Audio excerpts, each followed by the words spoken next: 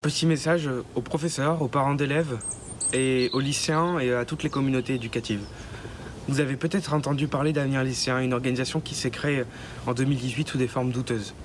Bien que l'élection d'Emmanuel Macron a pu en inspirer quelques-uns, ils ont pu s'immiscer dans la représentation nationale des lycéens avec confort, mais surtout avec soutien du ministère de l'Éducation nationale.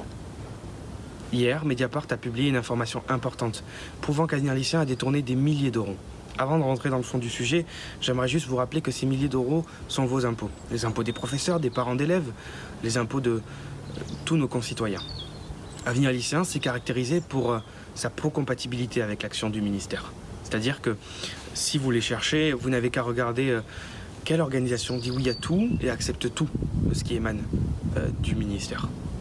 Bien que cette organisation a servi d'assurance vie au ministre Blanquer quant à sa popularité chez les lycéens, ce qui n'est pas acceptable, c'est qu'elle a utilisé ces fonds, non pas pour l'intérêt général des lycéens, mais pour les intérêts et petits plaisirs de ceux qui étaient et sont aux commandes de cette secte. Des retraits de plus de 1000 euros dans des soirées parisiennes, des achats de plus de 8000 euros pour des Macs et des iPods, des restaurants luxueux, des hôtels de luxe, de l'alcool dans des bars très réputés. La vraie question, c'est est-ce que les lycéens ont accès à tous ces petits plaisirs ? La question principale, c'est pourquoi le ministère de l'Éducation nationale gaspille 90 000 euros par an qui vont dans les poches de ces lycéens souvent membres du parti présidentiel. Alors que chaque année, des lycéens ne peuvent pas se payer de voyage, alors que chaque année, des lycéens ne peuvent plus se payer la cantine. J'ai envie de dire aux lycéens que pendant ce temps-là, vos élus sont bien au chaud, dans des restaurants luxueux et des hôtels de luxe. Il y a là une affaire d'État. Il y a là une affaire de détournement de fonds sans état d'âme. Personne ne doit rester silencieux face à cela. Je viens de porter plainte au commissariat.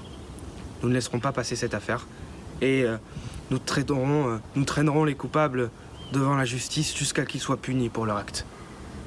Aussi, nous demandons la dissolution d'Avenir Lycéen.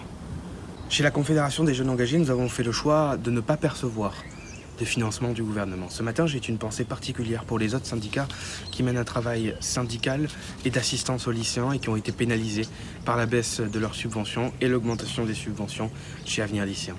Certains ont décidé de nous attaquer parce que nous avons ouvert un restaurant associatif qui vend des kebabs. Je pense que la majorité des lycéens vont plus dans des kebabs que dans des restaurants de luxe et des restaurants gastronomiques. Je pense que l'opinion publique peut être beaucoup plus fière d'une organisation qui a développé un système d'autofinancement indépendant qu'une organisation qui a un financement qui est purement politique et dont son utilisation est illégale. Je pense que depuis le début, Avenir Lycéen ne voit tout, sauf l'avenir.